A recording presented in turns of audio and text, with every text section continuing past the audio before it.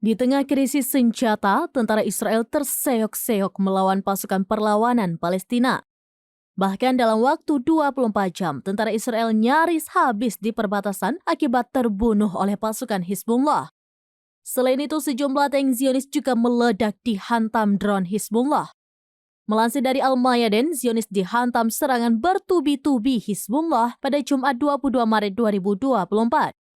Padahal sebelumnya, media Israel membeberkan bahwa Israel tengah krisis senjata untuk dipasok kepada tentaranya di medan perang. Oleh karena itu, IDF terseok-seok melawan serangan Hizbullah, di mana dalam 24 jam Hizbullah mengaku mengepung kumpulan tentara di perbatasan Lebanon. Seperti di situs Ruwaisat Al-Alam, situs Jal Al-Alam, pemukiman Metula hingga Barak Zarid. Serangan ke sejumlah posisi Zionis itu pun diklaim tepat sasaran dan membuat tentara Israel tewas bergelimpangan. Selain menargetkan kumpulan tentara, Hizbullah juga mengaku meledakkan sejumlah tank Zionis hingga hancur berkeping-keping.